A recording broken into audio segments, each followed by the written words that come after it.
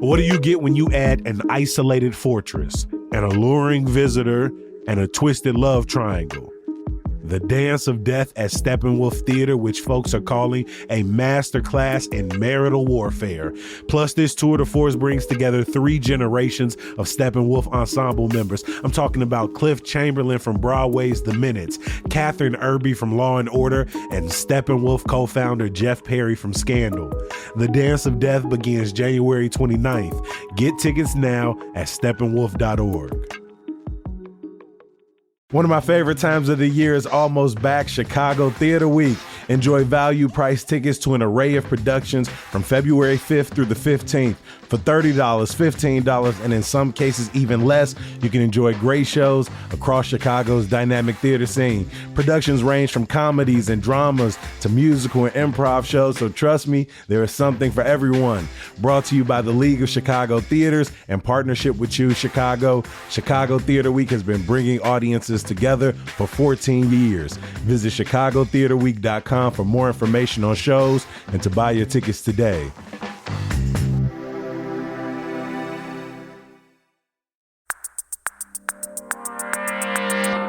Today on CityCast Chicago, Border Patrol Commander Greg Bovino is officially out of the Midwest.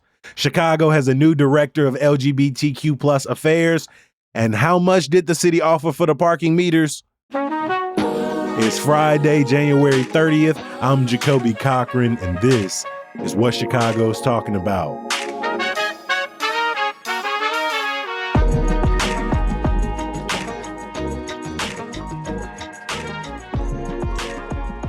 I'm so excited to welcome our guest to the podcast this morning from Crane, Chicago, Justin Lawrence. Welcome to CityCast Chicago. Hey, Jacoby. Thanks for having me on. Of course, good to have you in the building. And we've also got Windy City Times' Jake Whittish back with us. Good to see you again, my friend. Hello. It's good to be back. Every single Friday, we like to bring in these great voices from across the city to talk about some of the biggest stories happening in and around Chicago. Justin, let's start with the latest updates surrounding Greg Bovino, who was very publicly and seemingly demoted this week from commander-at-large in the Midwest's immigration operations. Despite the entire administration participating in the violent mandate and blatant lies, it seems that Bovino is being laid to blame for the chaos that unfolded in Minneapolis over the last few weeks, where agents shot and killed 2 people. Were you surprised the administration, all of who have espoused violence and again, bold-faced lies throughout these operations, ultimately made Bovino fall on the sword? Yeah, so this was, I guess not shocking, but surprising, because he has been, at least the on the ground here in Chicago and Minneapolis and LA before that, he's been the face of this really enhanced, aggressive deportation campaign.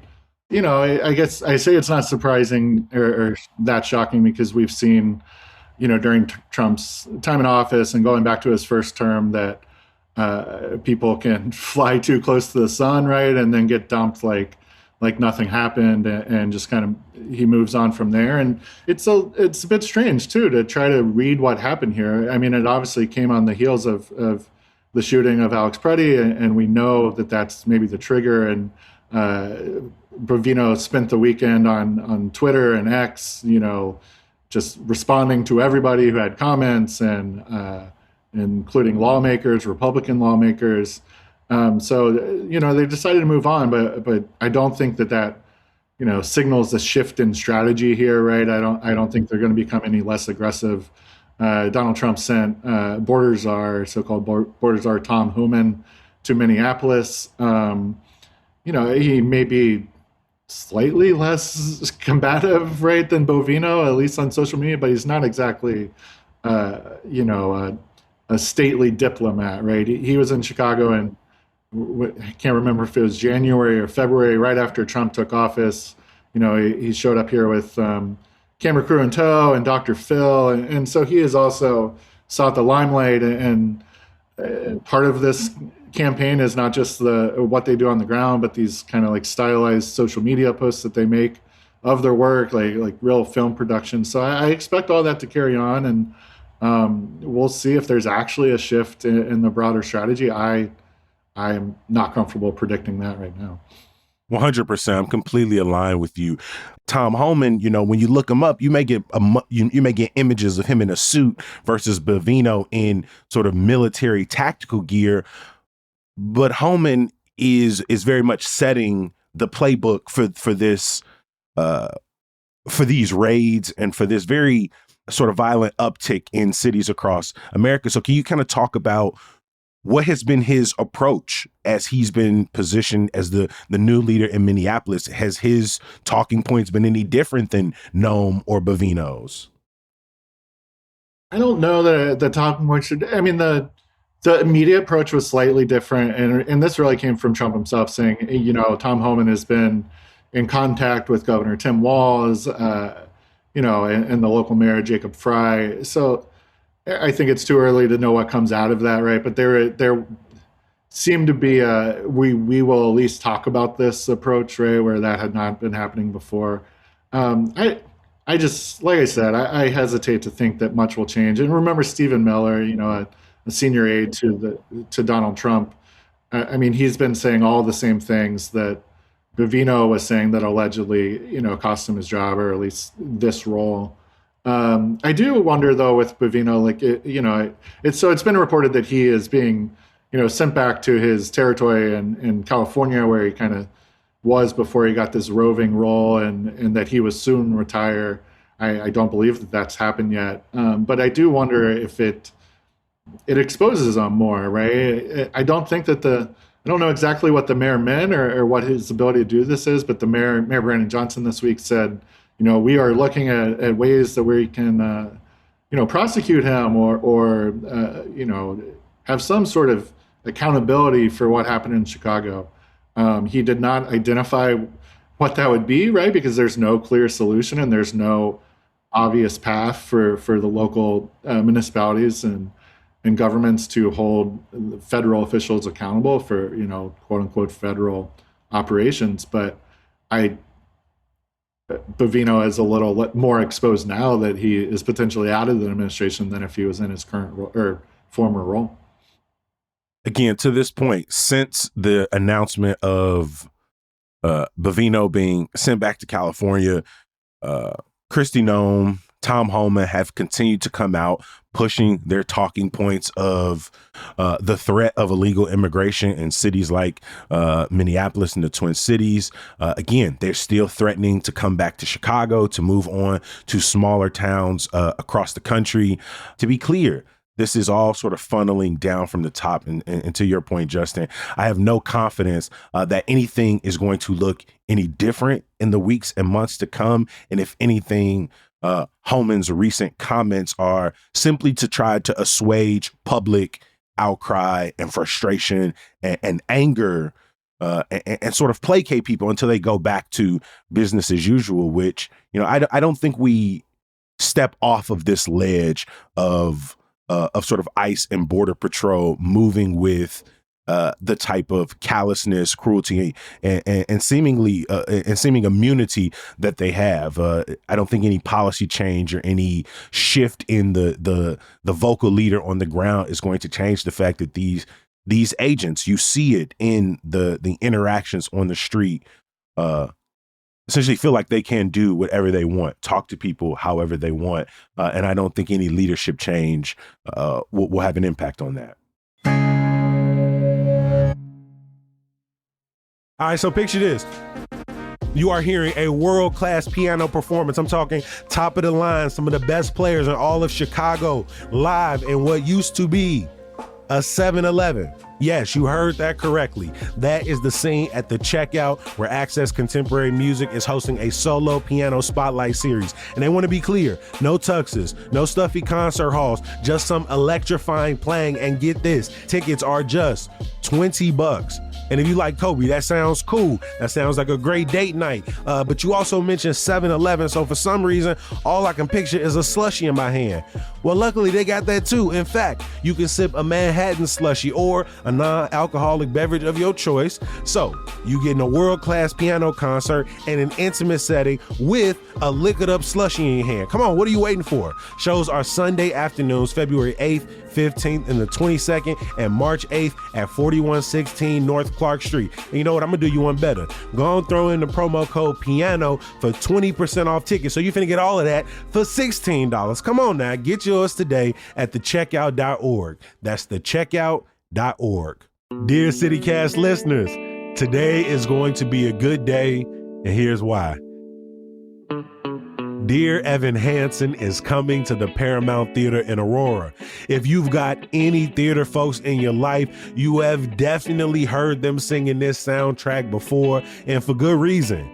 6 Tonys, a Grammy for Best Musical Theater Album, national tour after national tour, and a story for every single person who just wants to be seen.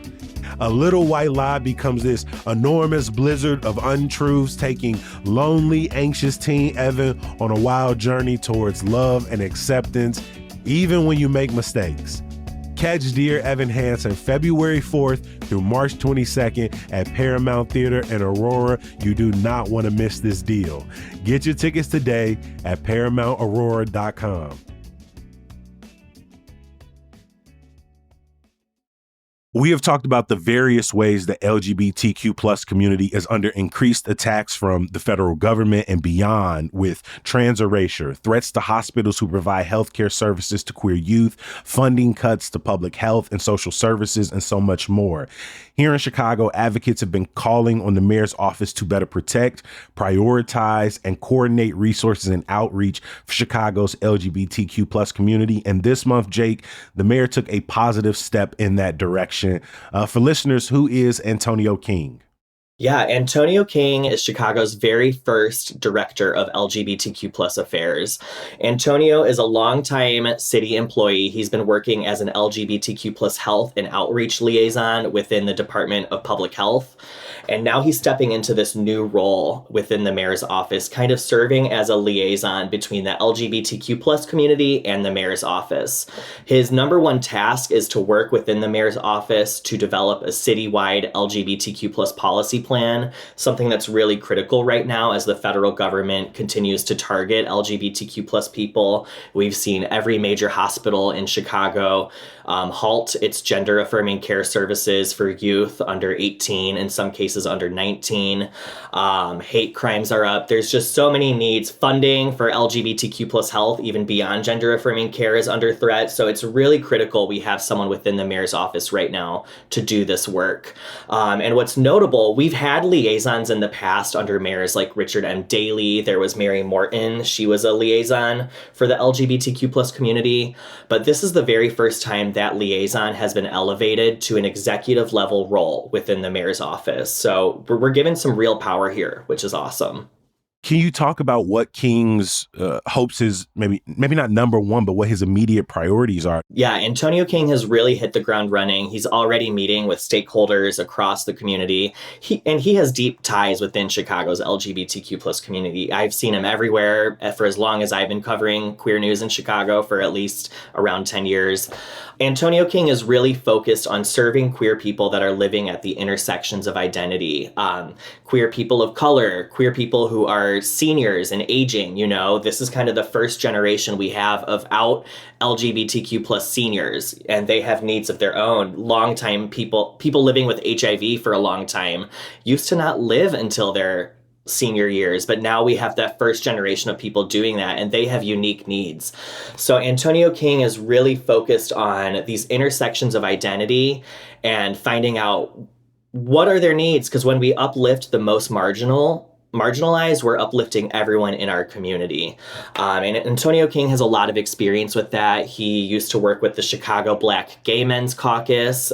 He worked at Howard Brown Health for a while, and he was a leader at Task Force Prevention and Community Services, which is a West Side-based LGBTQ plus organization that primarily serves queer people of color. They have the popular Vogue School, where they use the underground ballroom scene to then connect queer youth with resources like HIV prevention, mental health care, job readiness. So he's already done a lot of work, and now he just gets to scale it to an even larger level. To your point, in your own reporting, you say Chicago has had liaisons, advisory structures. Harold Washington, right, 40 years ago, was one of more Chicago's vocal champions in the mayor's office. What does it mean for this to be elevated to a permanent executive level position? It's huge. It really is huge. That people like Mary Morton and Bill Greaves, who also served under a mayor in this kind of role, really laid a foundation that Antonio King gets to build on. It's also a big win for Chicago's LGBTQ plus community. There is a body called the LGBTQ plus Advisory Council for the mayor. And it existed. Rahm Emanuel actually brought it to an end, but then Mayor Lori Lightfoot brought it back. And under Mayor Lori Lightfoot, the council decided they wanted to reestablish this kind of liaison position. They've been advocating for it since then. She approved it. And then under Mayor Brandon Johnson, he actually got it completed. But even under Mayor Johnson, it's been a process. He promised this first in 2024 in an interview with me after the city cut the Chicago Pride Parade in half and it was uncovered there wasn't a lot of community engagement there. His promise was, I'm going to do better to engage the community. And one of the ways that I'm going to do this is by hiring this role. But then there were just so many delays. Now, finally, from 2024 to 2026, it's been hired, and it's a big win for the LGBTQ plus Advisory Council. We are going to drop links in our show notes to Jake's recent reporting. Justin, last week we talked about the potential for Mayor Brandon Johnson's administration to reverse the infamous parking meter deal, which so many Chicagoans remain frustrated with to this day. Of course, they were sold some almost 20 years ago for $1.15 billion to a private group. That group has since made back their investment and, in fact, doubled it. It was floated that Mayor Brandon Johnson was considering bringing this back under city control as that private group was floating the idea of maybe selling it.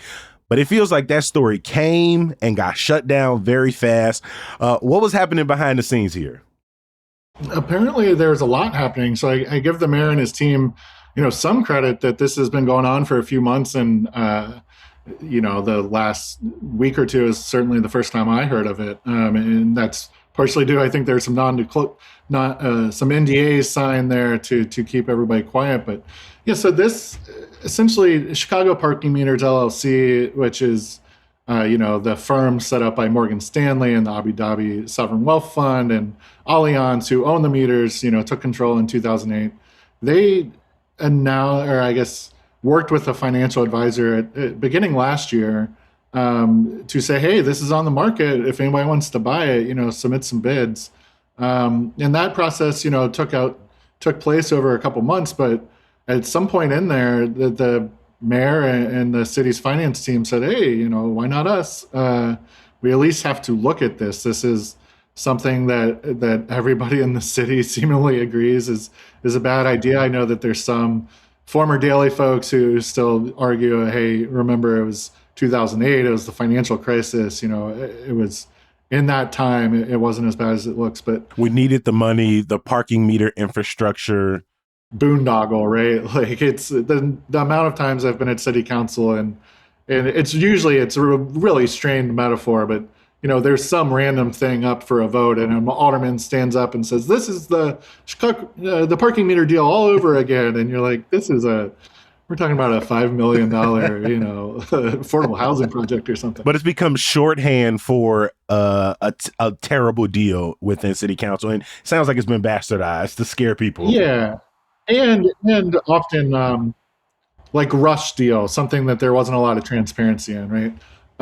So the mayor, they hired a financial advisor. Like they really looked at this and they initially offered $2.7 billion, which, as you know, that's over 2 times what the city got for it.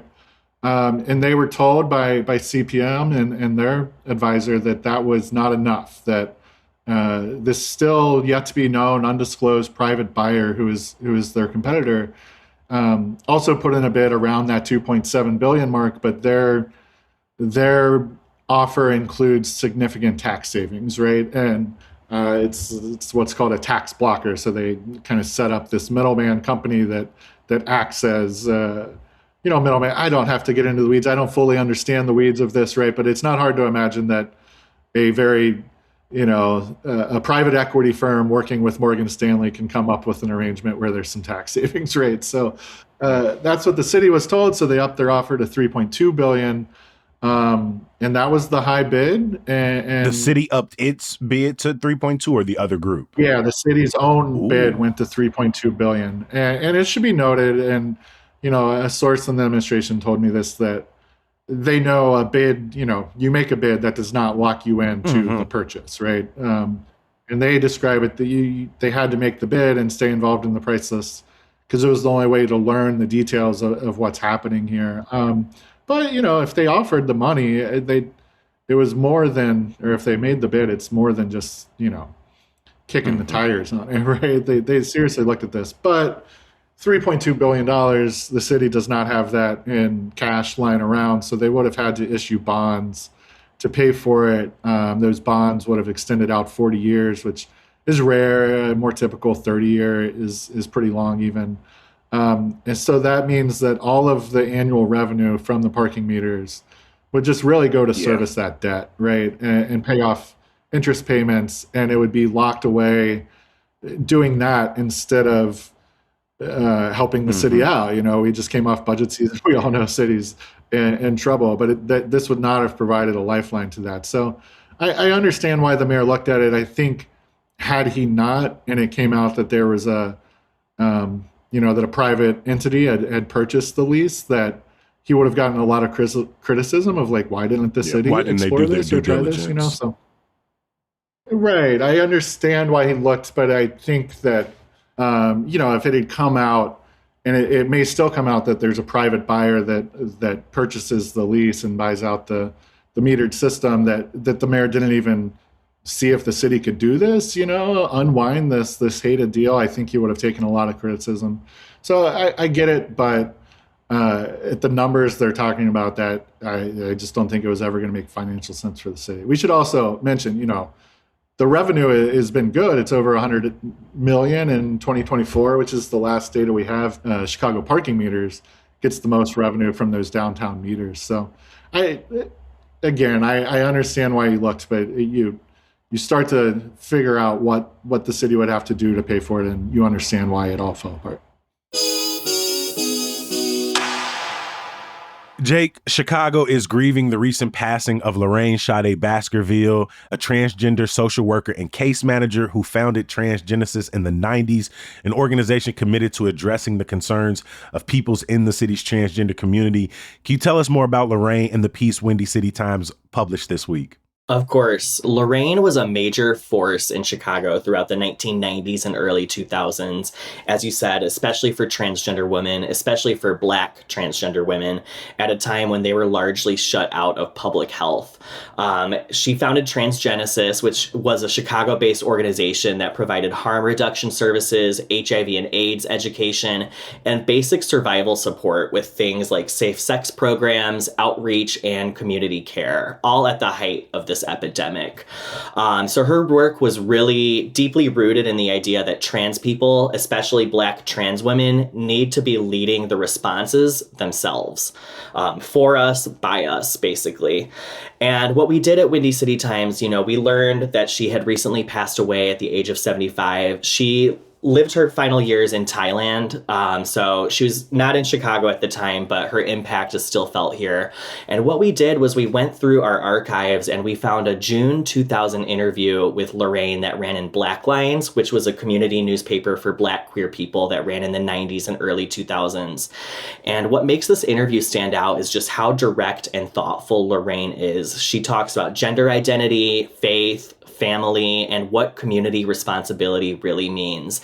So it was really an honor to pull this from the archives, just hear from Lorraine firsthand about what motivated her work during this critical time for Black trans people in Chicago. And to be able to bring that history to the present to celebrate her legacy really means a lot. And I'll just say Black Lines was a revolutionary newspaper that we actually brought back at Windy City Times last year. It's been revived as a monthly newsletter. So every month, if you subscribe to it, we'll have the current news and events for Black queer people, but there's always an archival dive. So this past issue that came out this week was dedicated to Lorraine, and it included that interview in there. Yeah, I was reading through it and, 26 years later, and it at times reads as if it was written yesterday, right? The concerns over the sort of unsolved or even uninvestigated murders of Black trans women, the lack of access to healthcare resources, the desire to just be given the space and the resources to define for yourself who you are and the life you want to live. Is both deeply moving that Lorraine was committed to this work through such decades of violence and erasure, and also equally heartbreaking that for so many, they feel as if, especially under this administration, we're rolling back the little progress we have made. So many of the wins that the LGBTQ plus community has gotten were on the backs of Black trans women. You look at the Stonewall riots, there were trans women of color like Marsha P. Johnson, Sylvia Rivera. They really led those movements, and they've always been at the forefront for our rights, and we need the whole community to show up for all LGBTQ plus people. Please head to our show notes. We're going to drop links to every single story we discussed in today's episode.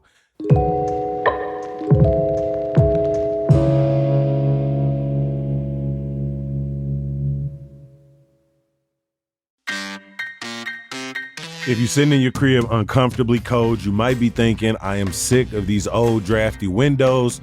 You love to get new ones, and you imagine yourself warm and cozy even when the snow's coming down, but you don't really want to pay a fortune.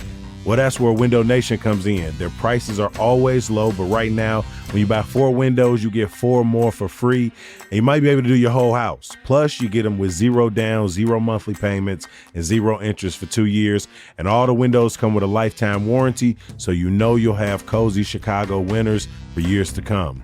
Don't wait. Schedule a fast free estimate now at windownation.com.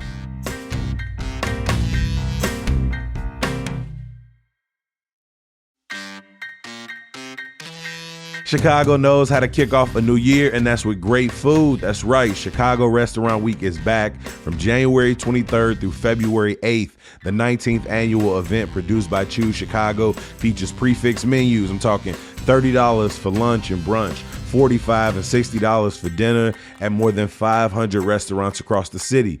You can use the website to see the full list or filter by cuisine type or use the map feature. But pro tip, make your reservations as soon as possible because they go quick. Explore participating restaurants and menus at chicagorestaurantweek.com and book your tables now.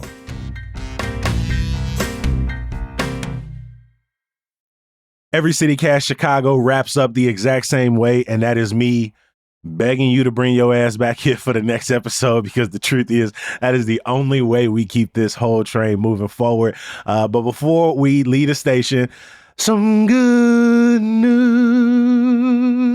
Justin, what is your good news for CityCast Chicago today? Yeah, so my good news is Derrick Rose, Chicago, from Chicago.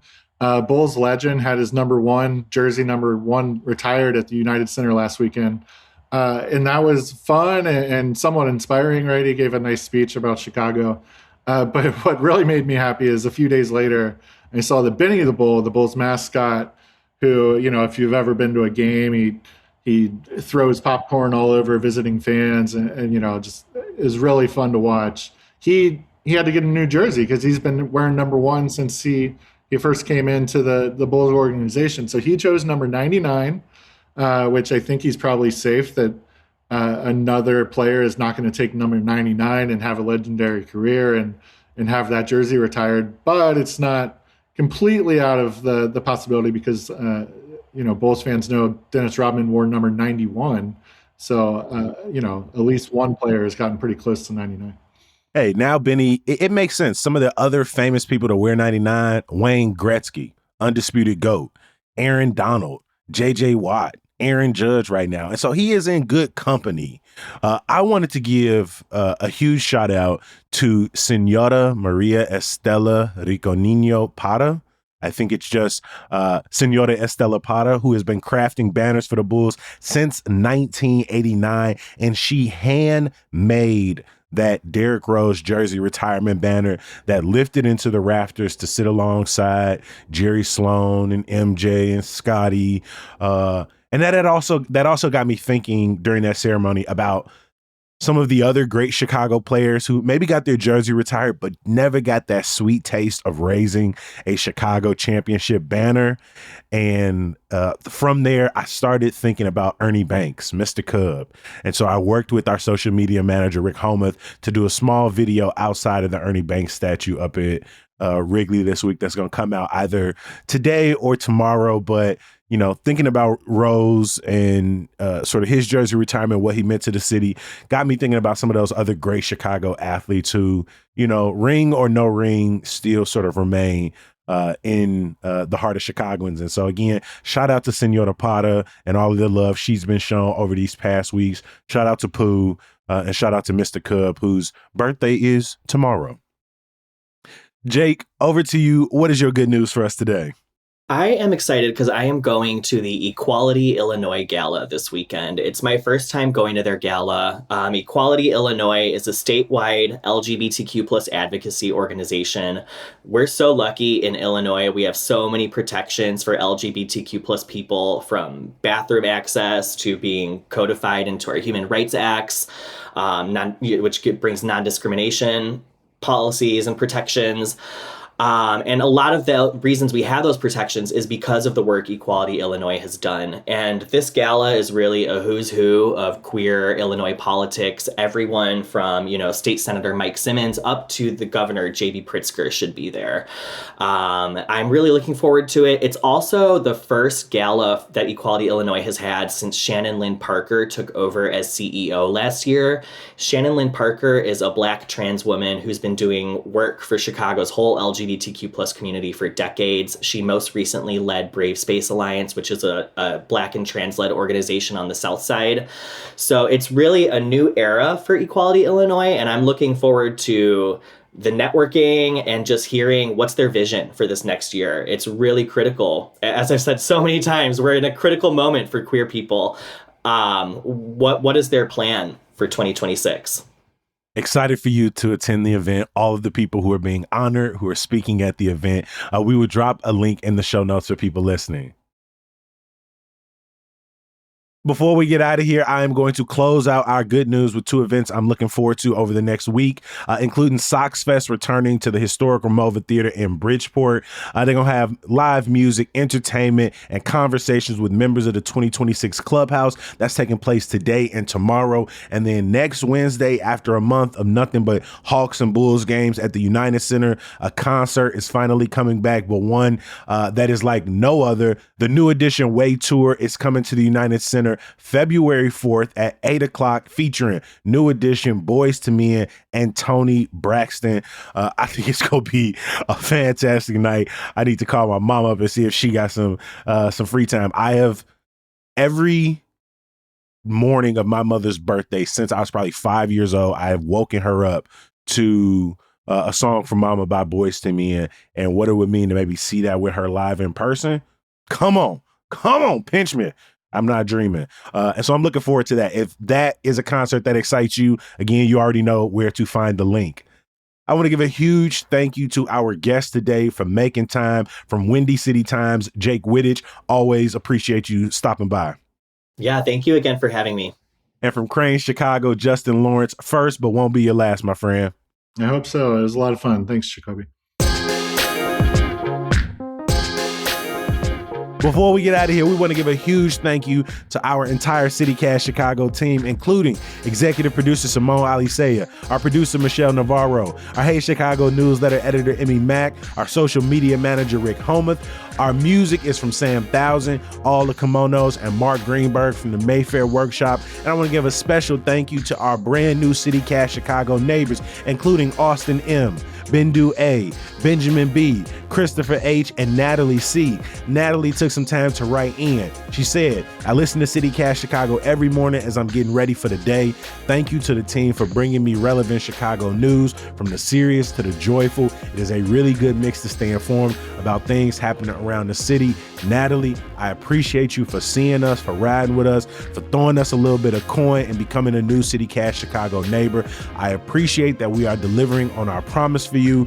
Hey, if you want to get like Natalie and all of our new CityCast Chicago neighbors, head over to membership.citycast.fm, and for just $10 a month, you're going to get access to ad-free listening, access to neighbors-only events, and you're going to get to know that you are helping this entire podcast and newsletter ecosystem see another day. We're going to be back bright and early on Monday. I'll talk to you then. Peace.